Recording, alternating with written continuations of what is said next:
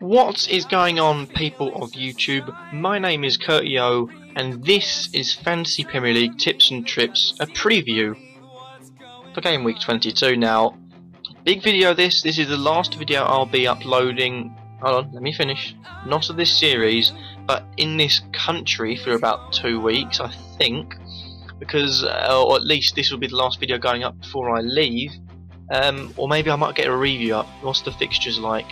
Oh, 19th. No, I won't be getting a review up because Everton and West Brom, I think, are two pretty key teams personally. But this is the last video I'll possibly posting when I'm in England. Everything else I've got pre-recorded stuff. I think I've got about 6 videos, 3 Fantasy Premier League, 1 FIFA 15 montage. I've got 1 Minecraft and 1 kind of Minecraft, but I'll get into that in a different video that I'm going to record. But this is Fantasy Premier League. There's less review, but first, before you review, if you watch the preview, sorry, if you watch the review, you know I was trying ever so hard to fit Sanchez into my midfield, getting rid of Sigurdsson, and I found out different ways. You know, I'd have to keep Sigurdsson, bring Silva in, but for the moment I'm sticking with Silva. Just because of, I think recently he's had a good run, a very good run. Looking at that, you know, he's a fantastic player, Silva. Easily make it into one of my Premier League teams if you put in it on pure skill, without a doubt. And Sanchez, you know, he's a point scorer. He's definitely a point scorer.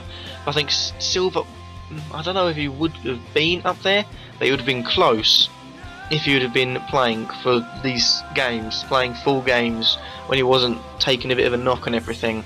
And I feel like that hurt him a bit because he had a poor spell there, a little bit of a poor spell there, had no games in between that. Now he's picking up form again, and especially when you got Arsenal, you need a player to, you know, because Arsenal, I'd say, well, they are solid if they want to be, and a player like Silva, slide that ball through. You've got Navas one side, you've got Nasri, you've got Milner, who will constantly make runs to most people's surprise. You've also got Aguero and you've got Jovetic, 2 players that will run forward, and especially Aguero, who feeds off that sort of ball all the time. And that's why I think sticking with Silva for the moment, because if anyone's going to get anything against City, it's Sanchez, but if anyone's going to get an assist, for me it's Silva. Although worryingly they have got quite a few other players, like I say, like Navas, like Milner, like Toure when he's fit, like Fernandinho to a point, like Nasri, who can all get assists as well. But for that, one thing I was looking at was how to get rid of how to get a bit more extra money. So look down here and I thought Shola Amiobi is coming back. He's playing again. I thought I may as well bring him in because I was going to bring him in a few weeks ago. Saw he wasn't. I saw Mahrez as a better opportunity. Now Mahrez is out for a bit. Amiobi can come in, and if worse comes to worse, he comes in. He'll get 2 points.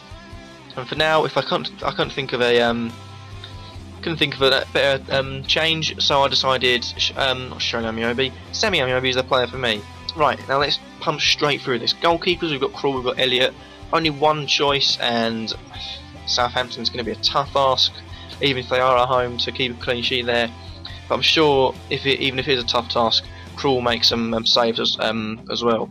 Now my back 3, Aston Villa are playing at home against Liverpool. That's a tough game. I can see him getting something from it. Can't see him getting a clean sheet, unfortunately. Clean sheet players against Arsenal, again with Sanchez on form. I can't see them. Really, I'm not sure. City have been poor in the defence recently. When you look at the results, you've got 1-0, 3-2, 2-2, 3-1. That's 4 games where you looking at form teams, you could easily be getting 4 clean sheets there, 4 easy wins, and they haven't done it. So questions about City, but for the moment I'm okay-ish with Clichy being in there. Ivanovic staying in no matter what. He's away against Swansea, which is a tough game, but I'm pretty sure Ivanovic. Also, no kicking the ball, boys. Hazard. I don't want you getting another red card, my friend. The other 2 defenders are Klein and are Wards, and I think Newcastle very good up front. If we have a look at their results, besides the Chelsea one, they've got 3 goals against Burnley, 3 goals against Everton. They scored 1 there. They're scoring a decent amount of goals. They're just conceding a hell of a lot of goals as well to add on to that.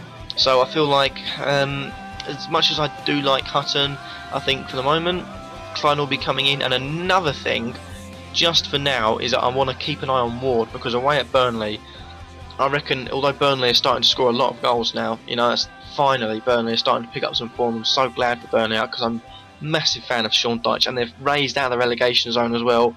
Couldn't be happier for anyone except Sean Dyche, but we'll keep him there just in case. Moving on to midfield, Silva staying in anyway. Fabregas and Hazard pretty much got a free ticket into my team, and Sigurdsson playing at home against Chelsea. I'm not sure he'll do much, to be honest. So that is where my change will come, with Ward coming in, making my team a back 4, with a front with midfield 3 of Silva, Fabregas and Hazard. The only reason I say that is because I want to think Swansea won't score, but you know, they've proved it before. Swansea, I can't remember what the result was in the previous game. Yeah, 4-2. Whether that's because they won, I don't know. It's because they lost 4-2. But you know, it's a good result for them, and I think they could get goals. But I'm hopefully backing Ivanovic to do me proud, in as many words. And up front 3, Aguero and Kane. You know, home against Arsenal, home against Sunderland. I think, yeah. Charlie Austin then is the player that, well, if you have a look at score-wise, he's scored the most points this far in the season for a striker. And the best thing about him is that even if QPR aren't playing well, they get a penalty, all eyes point straight to Charlie Austin. He's their penalty taker, and that is something that is very key, and you will see in a few days' time. That's what, well, I'll give you just giving it away anyway. That is something I talk about, is set plays. But I won't say anything else apart from that. But if they just get a quick penalty against the Manchester United, Austin will get points, and it's the risk you take, because I don't think QPR will get even a goal from that game, and that gives me an option of 3 bench players. Sammy Amiobi, who is come. Oops, I didn't mean that button. Sammy Amiobi's come back into the team. 28 minutes against Chelsea. I'm not sure under the new manager if that was just because you need to get someone in, or because you need, or because he's a first team player. But I'm not sure about him. Alan Hutton, I think if anyone's going to pick up points is him, but then at 5 at the back defence when there's strikers scoring week in week out is a risk. And also Sigurdsson. It's tough. It is tough. I feel like my best choice is to stay with Charlie Austin for the simple fact if he gets a penalty he's going to score. And plus I want to put Sigurdsson in my team, but I feel like that means there's at least one player, Ivanovic or Sigurdsson, that's not getting points, unless Sigurdsson scores and Ivanovic scores, and they're both getting points. But that's the team I'm going to go with for this week. My captain, as much as I want to give it to Aguero again, I'm not sure he'll get anything from it. My captain this week is going to go to the ball boy kicker himself, Mr. Eden Hazard. Vice captain of Ivanovic, as always. I don't think it's going to matter because Hazard will play. That is my team picked. Let me know in the comments down below. You know, I love reading your guys' comments and everything of what your team is for this week, what you think I could do differently, and also comment of me.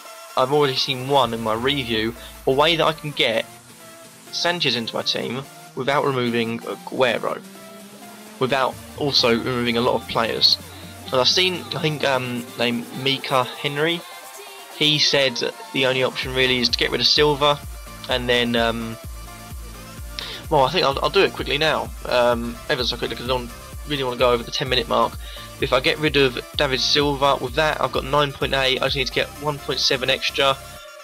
That could mean getting rid of Sigurdsson, maybe for Mahrez, if we have a look at, oh dear, oops, that's it, Ultimate Team. Oh no, EA Sports, I just assumed it was Ultimate Team. If we look at Leicester, we look at Mahrez, we can maybe bring that in. That is an absolute piss take. That is,